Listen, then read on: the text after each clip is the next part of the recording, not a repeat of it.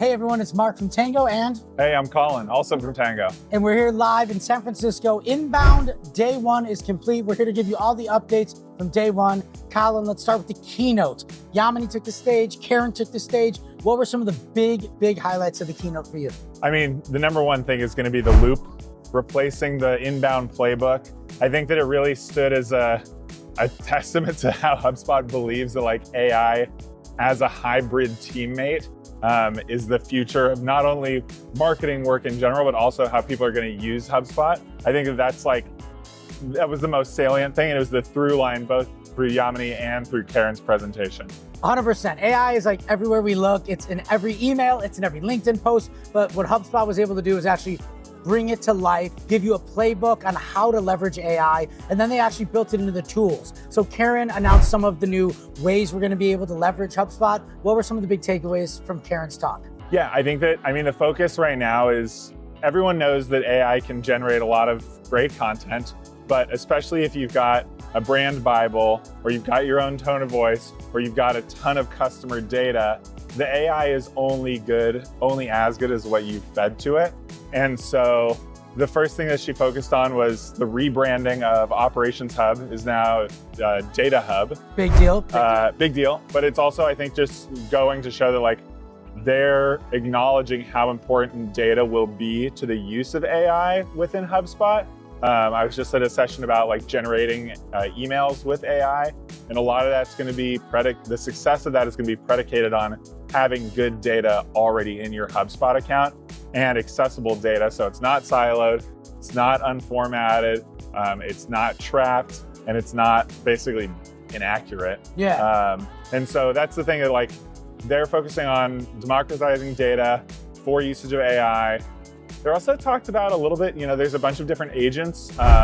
Some of them are closer to like customer facing agents. There's the prospecting agent. Right. So they're really leaning into that, but those were early prototypes that we saw. So I think we need to see more of the product in action before we can kind of pass a judgment on how valuable these things really will be to an end user that's a HubSpot admin or a user. Yeah, that's a big thing. Everybody leaves the keynote, they're excited. They go to the demo areas, and then the first thing they say is, when can I use this? Like signing up for betas. So again, if you're watching this, go into your HubSpot portal, check out the betas, and get signed up for all the betas. They introduced a project object too. Oh, yeah. So I'm not sure how we'll use this, but anytime they introduce a new object, you're kind of like, okay, what does that mean for us? Will we use it? Yeah.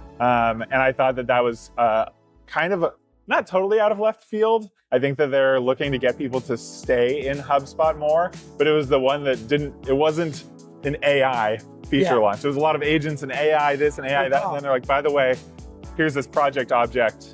All right, back to AI.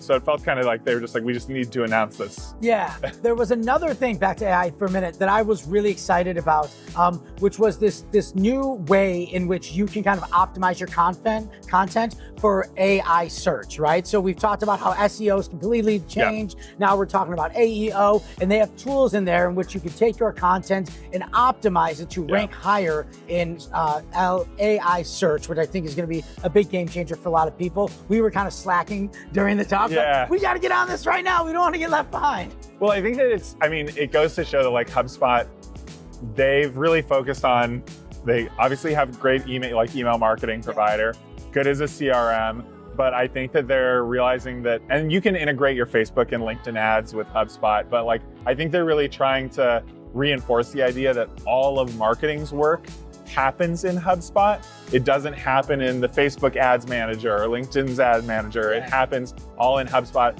And the one thing that they couldn't really control unless you were running your website through HubSpot was how you handled SEO, which a lot of people are building on Webflow or building on these other things. But if they're saying, hey, you can handle AI EO or AEO as they call it in HubSpot, that brings more of your team working in HubSpot.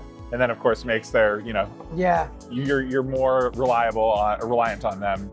And I think the benefit of that, and maybe this is kind of like bringing it together, is I think when we see major shifts in our space, AI being obviously the most salient one right now, people have fear, right? Yeah. They're trying to learn, they're failing, they're trying to figure it out. I think one of the things HubSpot did is provided a solution, a playbook, some new tools on how to bring people along to the age of AI. And that was like a big thing that we heard today. day 2 is tomorrow. We're gonna see more talks, we're gonna meet more people. The Tango booth has been on fire. There's like 1 million people. We also have our donut happy hour tomorrow morning. Tomorrow, what, 7:30? 7:30 a.m. 7:30 a.m. So yes, we're at capacity. But happy day 1 of Inbound. Thank you. Happy day 1 to you too. Thank you very much. All right, that wraps it up for day 1 at Inbound live in San Francisco. Be sure to tune in and follow the Tango page here on LinkedIn for more updates. I'm Mark. I'm Colin. Let's Tango.